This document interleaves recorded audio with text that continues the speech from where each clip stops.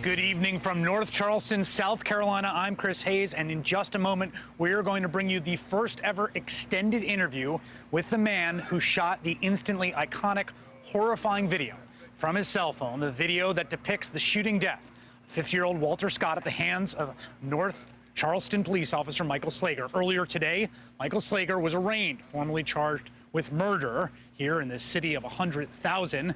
That after a shooting on Saturday, which originally police had said happened because Officer Slager feared for his life, telling 911 dispatchers and also in the police report that Walter Scott had grabbed his taser and he feared for his life. And then, yesterday, in the afternoon, this video released.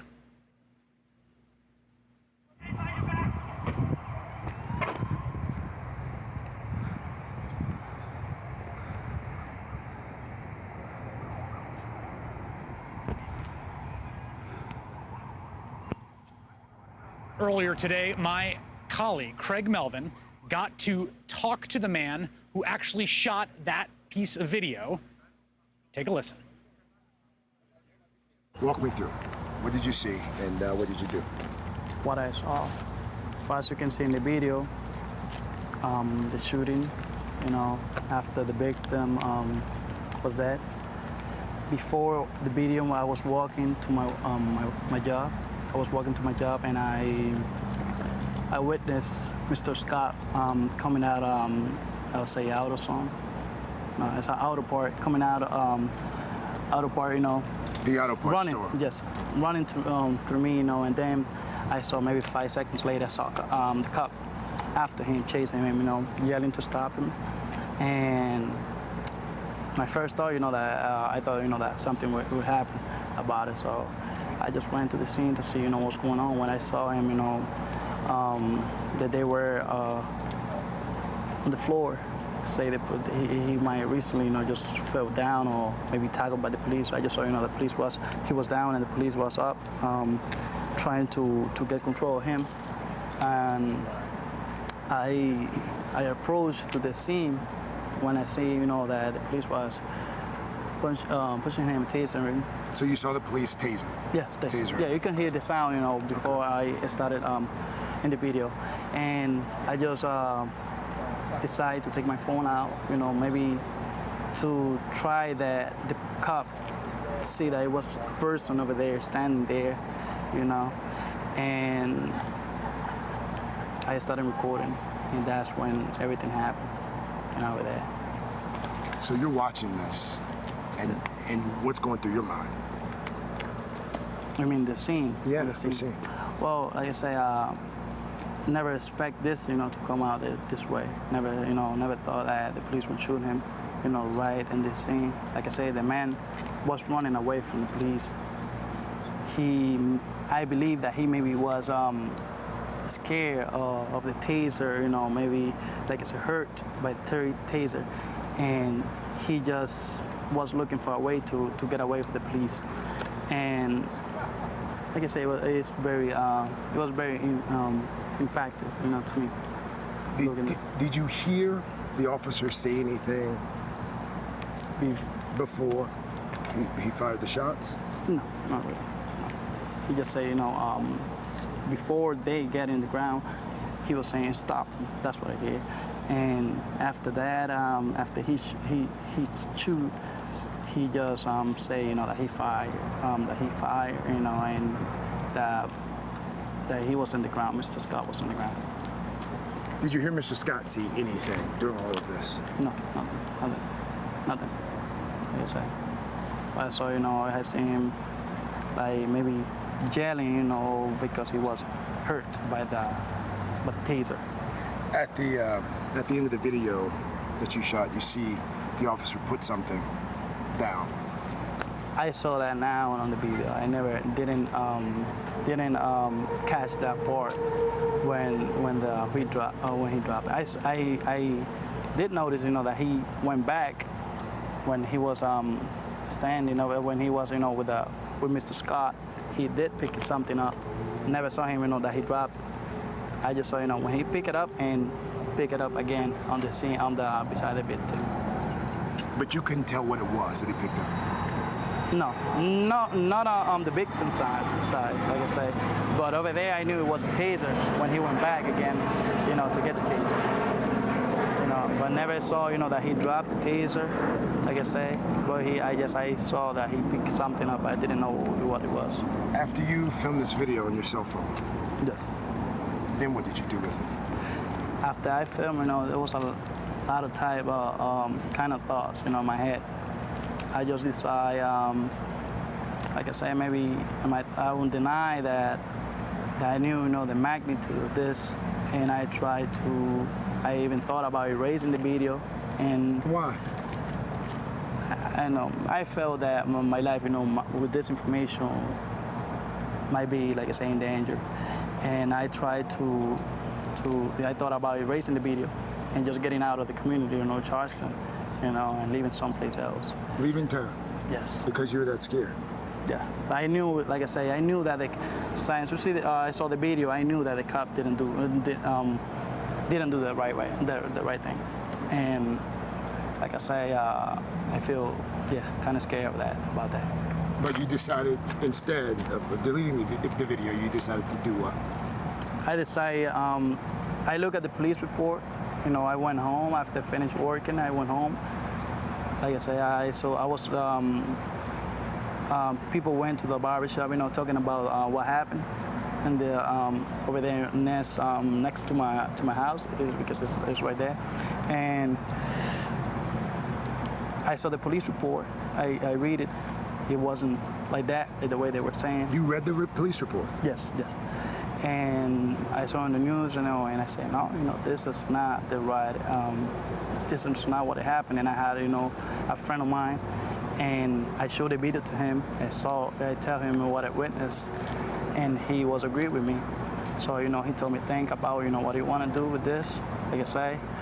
And I just put myself in the position of the family, that I know if I would have a family member, like I say, I wouldn't know. I couldn't tell what was going to be the decision in this case, if the police would be charged or not. But I want them to have this and do something about it, because I know if I wouldn't give it to them, nothing would happen. I understand at one point you also went to the police, is that right? Yes. And what did you tell them, and what did they tell you? Well, in the video, I said that it wasn't abuse in the video. I said a couple of times. And after that, you just get frustrated, maybe mad about it. And when everybody was there, they told me to leave the scene. And Who told you to leave the scene? one of the police told me to leave the scene because he said that someone was coming over here. So I don't really catch it at that time. But he said to get away from here. Yeah, to get away. But he didn't know that you'd shot the video. No, the position that I had the video, it wasn't, like I say, I didn't have it in a position that people would tell, that I'm recording over there. Like at the moment when the victim was down, I had it with me in a position, like I say, I didn't really try to catch the video the way I did, I was just witnessing with my eyes, and just let the phone, do the work. And yes, I say to the officers, that it wasn't abuse, that I witnessed everything and I have it recorded with me. One of them asked me if that was true, and he said to wait there. And like I said, when he said that, I knew what was going on, that maybe something. You got something scared would again. happen. Yeah, I just in 1 minute I was in my work already, working. And I just ran out of there. Like I say, I knew that they were looking for me. Maybe they were looking for me for this information because I tell them, that I had that information in my possession. Are you still scared? Yeah. Like I say, but I felt, like I did the right thing with the family, and I believe that this can help other people, this. To, like I say, to not do this kind of stuff. Like I say, nobody have the right to take the life away, nobody, like I say, without, for no reason, If you had not captured all of this on your cell phone, what do you think would have happened? Nothing would have happened. You don't think the I don't think officer would nothing. have been charged? I don't think nothing would have happened. And then, like I say, that's why I took my the decision of turning to the family. What makes you say that? What makes you so sure that nothing would have happened? That's when I saw the report, the police report, you know, and I saw that he was going the wrong way. You know, was going the wrong way, like I say, and that's something that got me mad. You know, like I say, because it wasn't like that. That wasn't the way I saw it. You know, I didn't know if the police would be charged. You know, this. I don't know. If, like I say, that I didn't know what was going to happen, but I just did get the evidence to their families. I want to go back to just Saturday, because did you see the officer administer CPR? Did you see the officer try to do anything to save Mr. Scott? Oh, when you say officer, are you talking the officer? Which officer? The officer who shot him? No. Nothing. Just so you know that he tried to see the, his He checked his pulse. yes, Checked for pulse. yeah. And at what point did you see the officer handcuff him? Oh yeah, I saw that, you know, after he went down, he yelled at him, you know, like, so he allowed him, you know, to get arrested, you know. He yelled at him, you know, that put your hands on the back, I remember very well. You know. But when he's screaming to put your hands on your back, at that point, is his body limp? I mean, is he moving? Is he making any sounds? When that happened, I think he was unconscious, you know, when that happened. I don't think, you know, there wasn't no need, you know, to do that. But like I say, maybe the police thought a different way. And after he handcuffed him, what did the officer then do? After he handcuffed him, he just went to get the taser. He went to pick up the taser? Yes. Did you see him call in shots fired, or? Yeah. You heard him say shots fired? Yes. What That else? was before arresting the victim. Okay. Could you hear anything else? No, that's what I heard. Were there other people around who saw this with you? I don't think so. No, I don't think so. You just happened to be there, Yes. and that's the way you go to work every day. It was the way it was. Yeah. You say it was. It was. You're not going that way anymore. I don't think so. No. Anything you want to add? Anything I didn't ask you? Well, like I say, this is, you know, a very complicated situation, and I'm from Dominican Republic. And in Dominican Republic, we look for the authority of the United States. You know, we follow over here, you know, what the way it's treated over here, you know, the people, like I say, and not just Dominican Republic, I say the whole Hispanic countries, you know, and all over the world. You look up to us. Yeah, and I don't think, you know, this is a good way to, you know, for us to see this, you know. What do you hope happens because you captured that scene on your cell phone? What do you want to come from this? Well, I hope, like I say, I'm putting myself out here, you know, just like I say, to talk and to express, you know, that this cannot be happening not just in North Charleston, but in the whole nation. I would say in the whole world.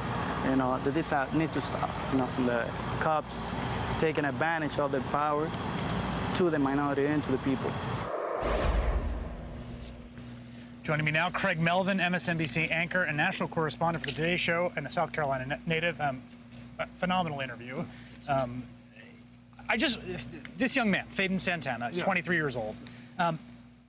In case people didn't quite get the arc of what he said, I just want to sort of highlight, he takes a video. Yeah.